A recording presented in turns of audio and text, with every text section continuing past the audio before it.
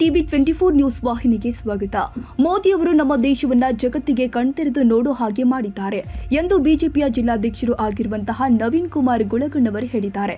ಯಲಬುರ್ಗಾ ಪಟ್ಟಣದ ಸಾಯಿ ಪ್ಯಾಲೇಸ್ ಆವರಣದಲ್ಲಿ ಕೊಪ್ಪಳ ಲೋಕಸಭಾ ಚುನಾವಣೆ ಪ್ರಯುಕ್ತ ಬೂತ ವಿಜಯ ಅಭಿಯಾನ ಕಾರ್ಯಕ್ರಮ ಉದ್ಘಾಟಿಸಿ ಮಾತನಾಡಿದರು. ಪ್ರಧಾನಿ ಮೋದಿ ಅವರ 10 ವರ್ಷಗಳ ಭ್ರಷ್ಟಾಚಾರ ಮುಕ್ತ ಆಡಳಿತ ವೈಖರಿ ಇಡೀ ವಿಶ್ವಕ್ಕೆ ಮಾದರಿಯಾಗಿದೆ. ದೇಶದ ಸರ್ವಾಂಗೀಣ ಪ್ರಗತಿಗೆ ನರೇಂದ್ರ ಮೋದಿ ನೇತೃತ್ವದ ಬಿಜೆಪಿ ಸರ್ಕಾರ ಮತ್ತೊಮ್ಮೆ ಅಧಿಕಾರಕ್ಕೆ ಬರಬೇಕು. ದೇಶಕ್ಕೆ ಮೋದಿ ಜಿಲ್ಲೆಗೆ ಡಾಕ್ಟರ್ ಬಸವರಾಜ ಕ್ಯಾವಟಗರ್ ಸಂಸದರಾಗಬೇಕು. ಆ ನಿಟ್ಟಿನಲ್ಲಿ ಪಕ್ಷದ ಪ್ರತಿಯೊಬ್ಬ ಕಾಳಜಿ ವಹಿಸಿ ಅಭ್ಯರ್ಥಿ ಗೆಲುವಿಗೆ ಶ್ರಮವಹಿಸಿ ಕೆಲಸ ಮಾಡಬೇಕು ಅಂತ ವಿಧಾನಸಭೆ ವಿರೋಧ ಪಕ್ಷದ ಮುಖ್ಯ ಸಚೇತಕ ದೊಡ್ಡನಗೌಡ ಪಾಟೀಲ್ ಹೇಳಿದ್ದಾರೆ. ಅಭ್ಯರ್ಥಿಯಾದ ಡಾಕ್ಟರ್ ಬಸವರಾಜ ಕ್ಯಾವಟಗರ್ ಮಾತನಾಡಿ, ಕ್ಷೇತ್ರದ ಸಮಗ್ರ ಅಭಿವೃದ್ಧಿಗಾಗಿ ಪಕ್ಷದ ಎಲ್ಲ ಹಿರಿಯರು ಸಲಹೆ ಸಹಕಾರದ ಮೇರೆಗೆ ಕೆಲಸ ಮಾಡುವ ಅಭಿಲಾಷೆ ಇಟ್ಟುಕೊಂಡಿದ್ದೇನೆ. ವೈದ್ಯಕೀಯ ಕ್ಷೇತ್ರ ಜೊತೆಗೆ ಜನರ ಸೇವೆ ಮಾಡುವ ಇಚ್ಛೆಯಿಂದ ರಾಜಕಾರಣಕ್ಕೆ ಬಂದಿದ್ದೇನೆ ವಿನಃ ಬೇರೆ ಉದ್ದೇಶವಿಲ್ಲ ಎಂದರು. ತತ್ವ ಸಿದ್ಧಾಂತದ ಅಡಿಯಲ್ಲಿ ದೇಶ ವಿಭಜನೆ ಆಗಬಾರದು, ದೇಶದಲ್ಲಿರುವಂತಹ ಕಾಶ್ಮೀರಕ್ಕೆ ವಿಶೇಷವಾದಂತಹ ಸ್ಥಾನಮಾನವನ್ನು ನೀಡಬಾರದು ಅನ್ನುವಂತಹ ಹೋರಾಟದೊಂದಿಗೆ ಪ್ರಾರಂಭವಾದಂತಹ ಜನಸಂಘ, ರಾಷ್ಟ್ರೀಯತೆ ಆಧಾರದ ಮೇಲೆ ಪ್ರಾರಂಭವಾದಂತಹ ಜನಸಂಘ, ದೇಶದ ಕಟ್ಟಕಡೆಯ ವ್ಯಕ್ತಿಗೂ ಕೂಡ ಯೋಜನೆಗಳನ್ನು ಸಿಗಬೇಕು ಅನ್ನುವಂತ ಆಧಾರದ ಮೇಲೆ ಕಟ್ಟಿದಂತ ದೀನ್ ದಯಾಳ್ ಉಪಾಧ್ಯಾಯರ ಪರಿಕಲ್ಪನೆ, ಅಂತ್ಯೋದಯದ ಪರಿಕಲ್ಪನೆ ಆಧಾರದ ಮೇಲೆ ಇವತ್ತೇನು ಅವರು ನಮಗೆ ನೀಡಿದ್ದಾರೆ. ಅದರ ಜೊತೆಗೆ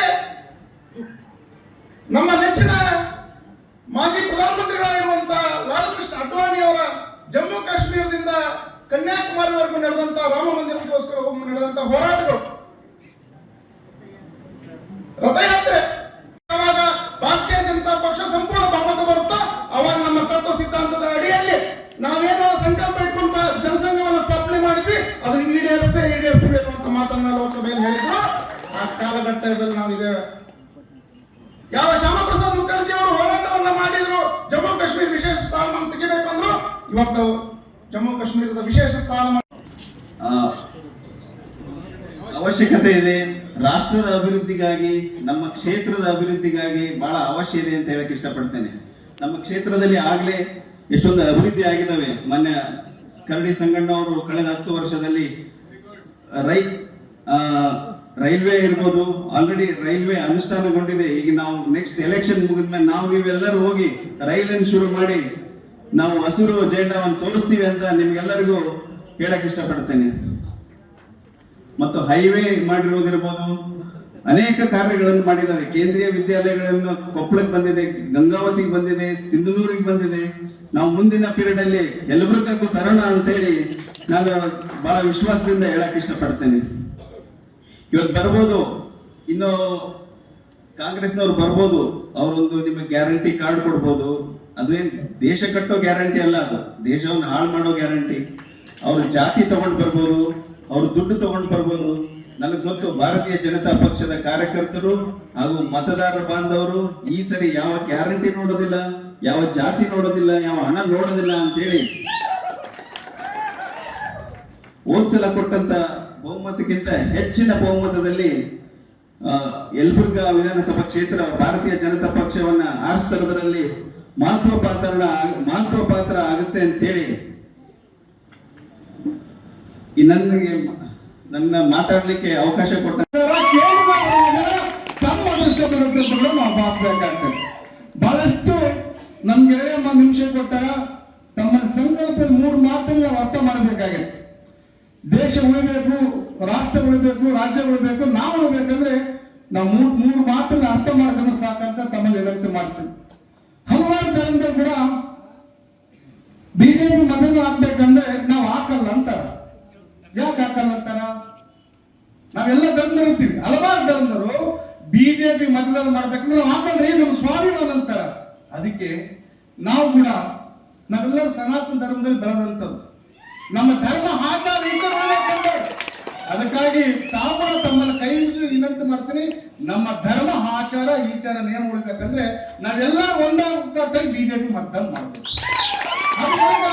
ನಮ್ಮ ಧರ್ಮದ ಸ್ವಾಭಿಮಾನ, ನಾವು ಈ ಭೂಮಿಯಲ್ಲಿ ಹುಟ್ಟಿವಿ, ಈ ಮಣ್ಣಿನಲ್ಲಿ ಹುಟ್ಟಿವಿ, ಈ ಗಾಳಿ ಬಿಸಿಲು ಉಂಡು ತಿಂದರೆ ನಾವು ಬಿಜೆಪಿ ವೋಟ್ ಹಾಕಲ್ಲ ಅಂದ್ರೆ ನೆಲದಲ್ಲಿ ಅನ್ನ ಊಟ ಮಾಡೋರು. ನಾವು ಈ ನೆಲದಲ್ಲಿ ಬೆಳೆ ನಾವು ಬಿಜೆಪಿ ಓಟ್ ಹಾಕ್ಬೇಕು, ಅದು ಹಾಕ್ಸ್ಬೇಕಂತ ತಮ್ಮಲ್ಲಿ ವಿನಂತಿ ಮಾಡ್ತೀನಿ. ಆ ಸಂದರ್ಭ ಬೇಕು.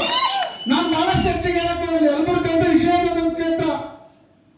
ನಾವು ಕೇಳೋದು ಒಂದೇ, ಇವತ್ತಿನ ಶಾಸಕರು ಜಿಲ್ಲಾ ಅವ್ರ ಬಗ್ಗೆ ಹೇಳಕ್ಕೆ ಆದ್ರೆ ನಾವು ನಮ್ಮ ಮಾಜಿ ಮಂತ್ರಿಗಳು ನಮ್ಮ ಸರ್ಕಾರ ಇದ್ದಾಗ, ನಮ್ಮ ಯಡಿಯೂರಪ್ಪ ಮುಖ್ಯಮಂತ್ರಿ ಇದ್ದಾಗ, ಬೊಮ್ಮಾಯಿ ಸಾಹೇಬ್ ಮುಖ್ಯಮಂತ್ರಿ ಇದ್ದಾಗ, ಹಿಂದೆ ಸಮ್ಮಿಶ್ರ ಸರ್ಕಾರದ ಕುಮಾರಣ್ಣ ಮುಖ್ಯಮಂತ್ರಿ ಇದ್ದಾಗ ಕೂಡ ಈ ಕ್ಷೇತ್ರ ಡೆವಲಪ್ಮೆಂಟ್ ಬಗ್ಗೆ ತಾವು ಗಮನಿಸಬೇಕು. ಇವತ್ತು ರಾಜ್ಯಪಾಲಿಗೆ ಎಲ್ಲರೂ ಭಾಷಣ ಮಾಡ್ತಾರೆ, ಮತದಾನ ಕೇಳಕ್ಕೆ ನೂರಾರು ಸುಳ್ಳು ಹೇಳ್ತಾರೆ. ಅದು ಮುಖ್ಯ ಅಲ್ಲ. ತಾವೆಲ್ಲ ಬಹಳಷ್ಟು ಮುಖಂಡರು ಬಂದ್ರಿ, ವಿದ್ಯಾವಂತರ ಇದ್ವಿ ನಾವೆಲ್ಲರೂ, ಬಹಳ ಬುದ್ಧಿವಂತ. ನಾವೆಲ್ಲ ಗಮನಿಸ್ಬೇಕು. ಯಾವ ಸರ್ಕಾರದಾಗ ನಮ್ಮ ಪರವಾಗಿ ಯಾರು ಕೆಲಸ ಮಾಡ್ಯಾರ, ರೈತ ಪರವಾಗಿ ಯಾರು ಕೆಲಸ ಮಾಡ್ಯಾರ, ನೀರಾವರಿ ಪರವಾಗಿ ಯಾರು ಕೆಲಸ ಮಾಡ್ಯಾರ, ಕರೆಂಟಿನ ಪರವಾಗಿ ಯಾರು ಕೆಲಸ ಮಾಡ್ಯಾರ. ಯಾವೆಲ್ಲ ಸರ್ಕಾರ ಒಂದ್ ಸರ್ಕಾರ ಬಂದ ಮಾತಾಡಿದ್ರ, ಆದ್ರೆ ರೈತರ ನೀರು ದಾರಿ ಕರೆಂಟ್ ಇದ್ದಾಗಲೇ ರೈತನ ಬದುಕು ಬದಲಾವಣೆ ಆಗತ್ತ ನಾವೆಲ್ಲ ಸಂಕಲ್ಪ ಮಾಡ್ತೀವಿ. ಆ ಬದಲಾವಣೆ ಕಾರಣ ಯಾವುದು? ಅದು ಯಡಿಯೂರಪ್ಪ ಅವರು ಮಹಾರಾಷ್ಟ್ರ ಅಂತ ನಾವು ಅದು ಇನ್ನೊಂದು ಹೇಳ್ಬೇಕಾಗ್ತದೆ. ನಾವೇನು ಸುಳ್ಳು ಹೇಳೋದು ಮತ್ತೆ ಕೇಳ್ಬೇಕಾಗಿಲ್ಲ. ಇದ್ದಂಗೆ ಹೇಳಿದ್ರೆ ನಮ್ಮ ರೈತ ಅರ್ಥ ಮಾಡ್ಕೊಂತ ನಾವು. ಅದಕ್ಕಾಗಿ ಮುಂದಿನ ದಿನದಲ್ಲಿ ಕೂಡ ಬಹಳಷ್ಟು ಹೇಳ್ತೀನಿ. ಇದೇನು ಸರ್ಕಾರ ಬಹಳ ನೋಡಿಲ್ಲಮ್ಮ, ದೊಡ್ಡ ಹೇಳಿದ್ರು. ಇವತ್ತಿನಿಂದ ಜಿಲ್ಲಾ ಉಸ್ತುವಾರಿ ಮಂತ್ರಿ ನಾಗ ಇಲ್ಲಿರುವಂತ ಶಾಸಕರು ಬಹಳ ಪ್ರೀತಿಯಿಂದ ಇದನ್ನು ನೋಡ್ತಿದ್ದೀನಿ. ಅವಾಗ ಮೀಡಿಯಾದಲ್ಲಿ ಮಾಧ್ಯಮದಲ್ಲಿ ಮುಂದಾದ್ರೂ ಬಹಳ ಪ್ರೀತಿಯಿಂದ ಇರ್ತಾರ. ಅದಕ್ಕಾಗಿ ಮುಂದಿನ ದಿನದಲ್ಲಿ ಬಹಳಷ್ಟು ಹೆಚ್ಚಿನ ರೀತಿ ಹೇಳ್ಬೇಕಂದ್ರೆ ಯಲಬುರ್ಗ ತಾಲೂಕಿನಿಂದ ಯಾವತ್ತಿಗೆ ನಾನು ನನಗೆ 2014-19 ನೋಡಿದ ಕೂಡ ಈ ಕ್ಷೇತ್ರ ವಿಶೇಷವಾಗಿ ಮತದಾರ ದೇವರು ಲೀಡ್ ಮಾಡಿಕೊಟ್ಟಂತ ಕ್ಷೇತ್ರ ವಿಶೇಷತೆ ಹೆಚ್ಚು ಬೇಕು. ಯಾಕಂದ್ರೆ JDS ಬಿಜೆಪಿ ಎಲ್ಲ ಮುಖಂಡರು ಹೇಳಿದ್ರು ಎಷ್ಟು ಜಗ್ಗಿ ಮಂದಿ ಕುಂತ್ಕೊಂಡ್ವಿ ನಾವು. ಅದಕ್ಕೆ ಇಷ್ಟು ಮಂದಿ ಕುಂತಲ್ಲಾಗಲು ನಾವು ಇಷ್ಟೆಲ್ಲ ಕಾರ್ಯಕರ್ತರು ಬಂದ್ವಿ. ಇವಾಗ ಎರಡು ಪಕ್ಷ ಒಂದಾಗಿ ಒಗ್ಗಟ್ಟಾಗಿ ಇವಾಗ ಬೂತ್ ಮೇಲೆ ಕಾರ್ಯಕರ್ತರು ತಾಲೂಕು ಎಲ್ಲ ಒಂದಾಗಿ ಒಗ್ಗಟ್ಟಾಗಿ ಇವತ್ತು 8 ವಿಧಾನಸಭಾ ಕ್ಷೇತ್ರದಲ್ಲಿ ತಾವೆಲ್ಲ ಇವತ್ತು ತಮ್ಮ ರಿಲೇಷನ್ ಇರ್ತಾರ, ತಮ್ಮ ದೋಸ್ತರು ಇರ್ತಾರೆ, ತಮ್ಮ ಬೀಗರು ಇರ್ತಾರೆ, ಯಾರಿಗೂ ಕೂಡ ನಾವೆಲ್ಲರೂ ಬಿಜೆಪಿ ಮಾಡ್ಬೇಕಂತ ತಾವು ಸಂಕಲ್ಪ ಮಾಡ್ಬೇಕು. ಯಾಕಂದ್ರೆ ತಮ್ಮಲ್ಲಿ ಒಂದೇ ವಿನಂತಿ ಮಾಡ್ತೀವಿ. ನೋಡ್ರಿ, ಮೊನ್ನೆ ನಮ್ಮ ಸರ್ಕಾರದಾಗ ನೋಡ್ರಿ, ಕಾಂಗ್ರೆಸ್ ಸರ್ಕಾರದಾಗ ನೋಡ್ರಿ, ನಾನು ಬಹಳಷ್ಟು ಟೈಮ್ ತಗೊಂಬಕ್ ಹೋಗಲ್ಲ. ಮತ್ತೆ ಇವತ್ತಿನಂತ ಮುಖ್ಯಮಂತ್ರಿ ಶಾಸಕರು ಮಾಜಿ ಸಚಿವರು ಅವರು ಕೂಡ ಬಹುಶಃ ಒಂದು ಮಾತನ್ನು ಹೇಳಿದ್ದಾರೆ. ಈ ದೇಶದ ಪ್ರಧಾನಮಂತ್ರಿ ಬಹಳ ಕಡಿಮೆ ಓದಿದ್ದಾರೆ, ಅರ್ಥಶಾಸ್ತ್ರದ ಬಗ್ಗೆ ಮತ್ತು ರಾಜಕೀಯ ಶಾಸ್ತ್ರದ ಬಗ್ಗೆ ಅವ್ರಿಗೆ ಗೊತ್ತಿಲ್ಲ ಅಂತಕ್ಕಂಥ ಮಾತನ್ನು ಅವರು ಹೇಳಿದ್ದಾರೆ. ಬಹುಶಃ ರಾಯರೆಡ್ಡಿಯವರಷ್ಟು ಬುದ್ಧಿವಂತರು ಅವರು ಆಗಿರ್ಲಿಕ್ಕಿಲ್ಲ, ಅವ್ರಿಗೆ ಕಡಿಮೆ ಜ್ಞಾನ ಇರ್ಬೋದು ಅಂತ ಅವ್ರು ಹೇಳಿದ್ದಾರೆ. ಬಹುಶಃ ನಿಮಗೆ ಸಾಮಾಜಿಕ ಪರಿಕಲ್ಪನೆ ಇಲ್ಲ ಅಂತಕ್ಕಂಥ ಒಬ್ಬ ಶಾಸಕರು ಯಾರು ಅಂದ್ರೆ ಅದು ರಾಯರೆಡ್ಡಿ.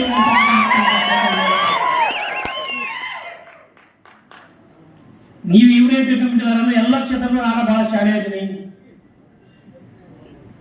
ಯಾಕಂದ್ರೆ ಮಂತ್ರಿಗಿರಿ ತಪ್ಪಿಸಿ ನೀನು ಹೆಚ್ಚು ಕಡಿಮೆ ಆಗಿತ್ತು ಬಾ ಅಂತೇಳಿ ಒಂದು ನಿಗಮ ಒಂದು ಇದನ್ನು ಕೊಟ್ಟಿದ್ದಾರೆ. ಹೌದು, ಆರ್ಥಿಕ ಸಲಹೆಗಾರ ಅದನ್ನ ಅವ್ರು ಏನ್ ತಿಳ್ಕೊಂಬಿಟ್ರ ಅಂತಂದ್ರೆ ಈ ರಾಜ್ಯದ ಮುಖ್ಯಮಂತ್ರಿ ನಮ್ಗೆ ಕೊಟ್ಟರು ತಿಳ್ಕೊಂಬಿಟ್ರ. ಬಹುಶಃ ಜನ ಬಹಳ ತೀರ್ಮಾನ ಮಾಡಿ, ಜನ ಬಹಳಷ್ಟು ಬುದ್ಧಿವಂತರಿದ್ದಾರೆ.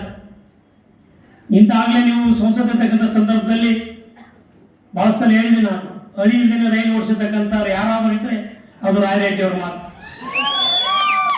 ಬಹುಶಃ ಸ್ವಲ್ಪ ನಾಲಿಗೆನೆ ಹಿಡಿತದ ಮಾತಾಡ್ತಕ್ಕಂಥದ್ದು ಬಹಳ ಉತ್ತಮ ಅಂತಕ್ಕಂಥ ಮಾತನ್ನು ಹೇಳೋದಕ್ಕೆ ಬಯಸ್ತೀನಿ. ಯಾಕಂದ್ರೆ ಈಗಾಗಲೇ ಪರಣ ಸಾಹೇಬ್ ಹೇಳಿದ್ರು, ಈ ಜಿಲ್ಲೆಯ ಉಸ್ತುವಾರಿ ಸಚಿವರು ಅವರು ಕೂಡ ಅಧಿಕಾರದ ಮತದಲ್ಲಿ ಮೋದಿ ಅಂದ್ರೆ ಕಪಾಳಕ್ಕೆ ಪಡ್ರಿ ಅಂತಕ್ಕಂಥ ಮಾತನ್ನು ಹೇಳಿದ್ರು. ಇವತ್ತು ಏನಾಗಿದೆ ಅವ್ರ ಪರಿಸ್ಥಿತಿ ಅಂತ ನೋಡಿದೆ, ಎಲ್ಲಿ ಹೋದ್ರು ಕೂಡ ಮೋದಿ ಅಂತಕ್ಕಂಥ ಪಡೆನೇ ಅವರಿಂದ ಬೆನ್ನತಕ್ಕಂಥದ್ದು ನಾವು ಕಾಣ್ತೇವೆ. ಬಹುಶಃ ಹೇಳಿದೆ ನಾನು ಈಗಾಗಲೇ, ಈ ದೇಶದ 80% ಜನ ಮೋದಿಯವರು ಇಚ್ಛೆ ಪಡ್ತಾರೆ, ಮೋದಿ ಅಂತಕ್ಕಂಥ ಮಾತನ್ನು ಹೇಳ್ತಾರೆ. ಬಹುಶಃ ನೀವು ಒಬ್ಬೊಬ್ಬರು ಹೊಡೆಯಕೈತಿ ನಿಮ್ಮ ಕೈಯೇ ಬಿದ್ದು ಹೋಗ್ಬಿಡು, ಮತ್ತೆ ಕೈ ಹುಡುಕಾಡ್ಬೇಕಾಗುತ್ತೆ ಇವ್ರು ಎಲ್ಲೈತೆ ಅಂತೇಳಿ. ಅಂತ ಪರಿಸ್ಥಿತಿ ಇವತ್ತು ಕಾಂಗ್ರೆಸ್ ಇದೆ. ಗ್ಯಾರಂಟಿ ಕಾರ್ಡ್ಗಳನ್ನು ಗ್ಯಾರಂಟಿ ಬಿಟ್ಟು ಅವ್ರು ಏನೇನು ಅಭಿವೃದ್ಧಿ ಕೆಲಸಗಳಿವೆ. ನಾನು ಕೂಡ ಶಾಸಕನಾಗಿ ತಮ್ಮೆಲ್ಲರ ಆಶೀರ್ವಾದದಿಂದ ಕೃಷಿ ಕ್ಷೇತ್ರ ಶಾಸಕನಾಗಿ ಈಗ 1 ವರ್ಷ ಕಾಲ ಹೆಚ್ಚು ಕಡಿಮೆ ಕೆಲಸ ಮಾಡ್ತಾ ಇದ್ದೇನೆ. ಒಂದು ಲೆಟ್ರಿಗೆ ಕೂಡ ಅನುದಾನವನ್ನು ಬಿಡುಗಡೆ ಮಾಡಿಲ್ಲ. ಮಾತಿದ್ರೆ ಬರೀ ಗ್ಯಾರಂಟಿ, ಯಾವುದೇ ಒಂದೇ 1 ರೂಪಾಯಿ ಕೂಡ ಅಭಿವೃದ್ಧಿ ಕೆಲಸ ಇವತ್ತಿಗೂ ಆಗಿಲ್ಲ. ಇನ್ನು ಕಾರ್ಯಕ್ರಮದಲ್ಲಿ ಮಾಜಿ ಸಚಿವ ಹಾಲಪ್ಪ ಆಚಾರ್, ಮಾಜಿ ಸಚಿವ ವೆಂಕಟರಾವ್ ನಾಡನಗೌಡ, ಮಾಜಿ ಶಾಸಕರು ಆದ ಬಸವರಾಜ ದಡಿ ಸೂಗೂರ್, ಮಾಜಿ ಶಾಸಕ ಪರಣ್ಣ ಮುನವಳ್ಳಿ, ಮಾಜಿ ಸಂಸದ ಕೆ ವಿರೂಪಾಕ್ಷಪ್ಪ, ವಿಧಾನ ಪರಿಷತ್ ಸದಸ್ಯ ಹೇಮಲತಾ ನಾಯಕ, ಸಿವಿ ಚಂದ್ರಶೇಖರ್, ಕರಿಯಪ್ಪ, ಮಾರುತಿ ಹೊಸಮನಿ, ಜೆಡಿಎಸ್ ಜಿಲ್ಲಾಧ್ಯಕ್ಷ ಸುರೇಶ್ ಭೋಮ್ ರೆಡ್ಡಿ, ಚಂದ್ರಶೇಖರ್ ಪಾಟೀಲ್, ಬಿಜೆಪಿ ಲೋಕಸಭಾ ಸಂಚಾಲಕ ಗಿರಿಗೌಡ್ರು, ರಾಜು ಬಾಕಳೆ, ಈಶಪ್ಪ, ಶಕುಂತಲಾ, ಮಾಲಿ ಪಾಟೀಲ್, ವೀರೇಶ್ ದ್ಯಾಮನಡೊಳ್ಳಿ ಹಾಗೂ ಇನ್ನುಳಿದ ಬಿಜೆಪಿ ಹಾಗೂ ಜೆಡಿಎಸ್ ಕಾರ್ಯಕರ್ತರು ಭಾಗಿಯಾಗಿದ್ದರು. ತಾಜಾ ಸುದ್ದಿಗಾಗಿ ಟಿವಿ 24 ನ್ಯೂಸ್ಗೆ ಸಬ್ಸ್ಕ್ರೈಬ್ ಮಾಡಿ ಮತ್ತು ಬೆಲ್ ಐಕಾನ್ ಒತ್ತಿ ತಪ್ಪದೇ ಲಿಂಕ್ ಶೇರ್ ಮಾಡಿ.